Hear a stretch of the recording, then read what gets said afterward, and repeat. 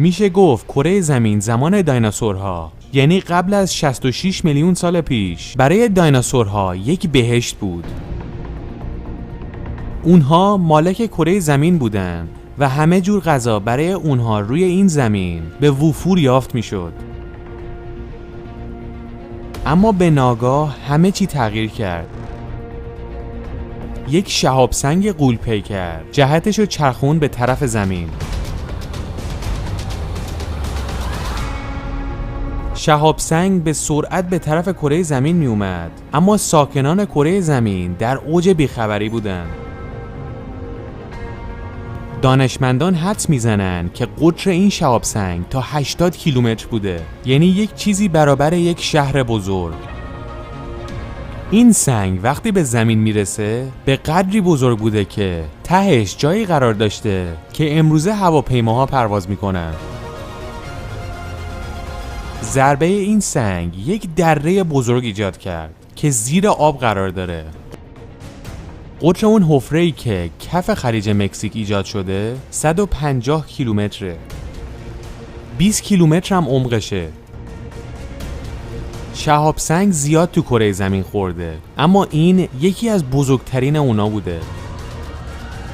بعد از این ضربه همون ثانیه دنیا به هم ریخت.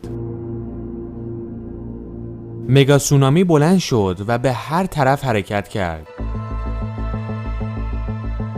دانشمندان میگن ارتفاع این موجها تا 1.5 کیلومتر میرسیده.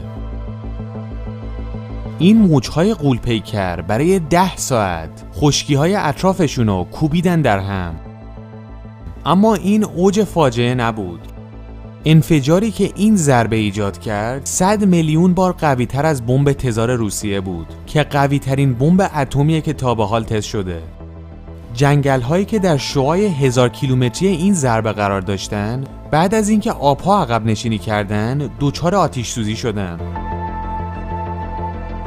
دنیا به جهنم تبدیل شده بود. در همین گیرودار یک زلزله 12 ریشتری هم جریان داره. این زلزله به قدری قوی بود که در جنوبی ترین نقاط آرژانتین هم کوه‌ها شروع به ریزش کرد. اینایی که گفتیم ساعت‌های اول فاجعه است. در شعاع 1500 کیلومتری این ضربه، حیوانات و گیاهان به کل نابود شده بودند. حیواناتی هم که خارج از این شعاع 1500 کیلومتری بودن، طور دیگه از بین رفتن. وقتی این شهاب سنگ غول‌پیکر خورد زمین، به قطعات خرد تقسیم شد و این قطعات دوباره برگشت تو آسمون. چنان ضربه زیاد بود که بعضی از این قطعات رفتن به جو رسیدن. 40 دقیقه که از ضربه گذشت، تمام قطعات این شهاب سنگ که هر کدام مثل یک بمب آتشین بودن، باریدن روی زمین. هیچ حیوان بدبختی راه فرار نداشت. این ثابت شده است چون تمام قطعات این شهاب سنگ در اطراف و اکناف زمین پیدا شده. این بمب‌های آتشین هر جایی که زمین می‌خوردن آتش سوزی ایجاد می‌کردن و تقریباً نصفی از دنیا تبدیل به جهنم شده بود. دایناسورها که تقریباً از بین رفتن. اون یه مقداری هم که زنده مونده بودن، بعد از 2 ساعت از ضربه با این آتش سوزی‌ها و حرارت حاصل از اون یکی یکی از بین رفتن. در آن زمان بیشتر دنیا پوشیده از جنگل بوده و آتش داشت به همه جا گسترش پیدا می‌کرد. تو همون 2 ساعت اولیه 75% حیوانات و گیاهان از بین رفتن و حیواناتی که وزنی بیشتر از 25 کیلو داشتن قادر به ادامه زندگی نبودن و همشون از بین رفتن. ذراتی که این ضربه بلند کرد رو هوا و دود حاصل از آتش سوزی‌های بیکران دور کره زمین را پوشوند و اجازه نداد یک ذره نور آفتاب به زمین برسه. این وضع 1 سال ادامه داشت و آفتابی وجود نداشت. اون یه مقدار گلوگیایی هم که مونده بود همه مردن. این وضعیت باعث بارش باران‌های اسیدی شد و همین باران‌ها باعث شد که حیوانات توی آب هم جون سالم به در نبرن. تعداد زیادی از اونا مردن ولی یه مقداری باقی موندن. بزرگترینشون لاک‌پشت و کروکودیل بود که توی آب زنده موندن. حیواناتی که کلاً زنده موندن، چه تو خشکی چه تو آب، برای دانشمندان یک سوال بزرگه. اونا میگن تو این وضعیت کره زمین این حیوانات چطوری زنده موندن؟ بعد از 1 سال دودها رفت و خورشید دوباره نمایان شد. اما زمین رو دیگه نمیشناخت، چون زمینی که تمامش سبز بود تبدیل به بیابونای برهوت شده بود. وقتی که خورشید اومد خاک نفس کشید و اولین گیاهانی که سبز شدن سرخس‌ها بودن. تو این 1 ساله هیچ غذایی روی خشکی‌های زمین پیدا نمی‌شده. برای همین حیوانات خشکی به فنا رفته بودن و فقط تعداد محدودی حیواناتی زیر 600 گرم زنده مونده بودن.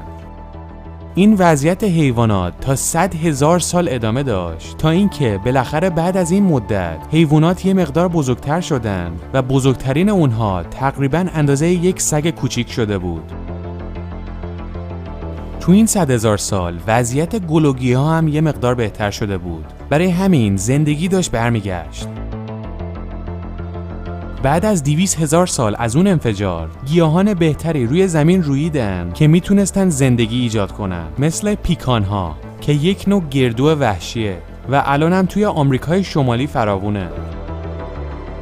این گردو وحشی باعث شد که تنوع حیوانات 3 برابر بشه. وزن بزرگترین حیوونا به 25 کیلوگرم رسیده بود. اما برگ برنده زمین بعد از 700,000 سال رو شد. لوبیای وحشی که در سرتاسر زمین شروع به رویدن کرد. مهمترین رکن تکامل حیوانات این لوبیاها بوده، چون پر از پروتئینه. این امر علاوه بر این که تنوع حیوانات رو برد بالا، وزن به اندازه اونا رو هم اضافه کرد. بزرگترین حیوونا به 50 کیلو رسیده بود، یعنی اندازه یک چیتا. اگر توجه کنید تو این 700,000 سال گذشته وزن حیوونا از 600 گرم به 50 کیلو رسیده و این تعجب دانشمندان برانگیخته، چون اونا میگن 700,000 سال برای این سرعت تکامل خیلی کمه. اما اقیانوس خیلی آرومتر برمیگشت. دانشمندان میگن برگشتن اقیانوس به حالت عادی 3 میلیون سال طول کشید. دایناسورها به کل از بین نرفتن. پرندگان کوچک بقایای اونهان.